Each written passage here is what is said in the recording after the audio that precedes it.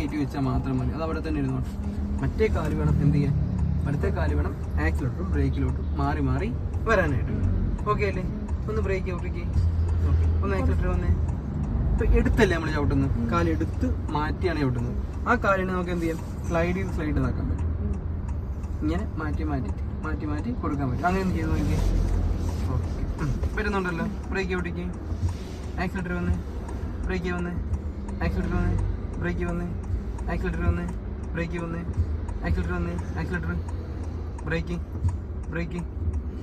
Accelerator break, accelerator.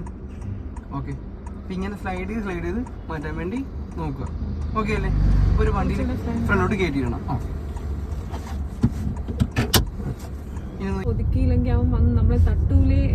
എനിക്ക് അങ്ങനെ ഒരു പേടിയാണെങ്കിൽ എന്ത് ചെയ്യണം, അവൻ കയറി വരുന്ന കാണാൻ പറ്റുന്നുണ്ടല്ലോ, ഇവിടെ എത്താൻ അറിയത്തില്ലേ. അപ്പൊ എന്ത് ചെയ്യാം, ഒന്ന് ആക്സിലേറ്റർ കുറച്ച് കൊടുക്കുക. അത്രയും മാത്രം ചെയ്ത് വെച്ചാൽ മതി. ആക്സിലേറ്റർ കുറച്ച് കൊടുക്കാൻ പറ്റും, അവന് സുഖമായിട്ട് കയറി പോകാൻ പറ്റും. കാരണം നമ്മളൊരു 40 കിലോമീറ്റർ സ്പീഡിലാണ് പോകണമെങ്കിൽ അവന് നമ്മൾ ഓവർടേക്ക് 60 കിലോമീറ്റർ സ്പീഡെങ്കിലും എടുക്കേണ്ടി വരും. മനസ്സിലായ? നമ്മളൊന്ന് വേഗത കുറച്ച് കൊടുത്താലോ അവന് കുറച്ചും കൂടി ഈസി ആയിട്ട് നമ്മളെ ടേക്ക് ചെയ്ത് കയറി പോകാനായിട്ട് പറ്റും.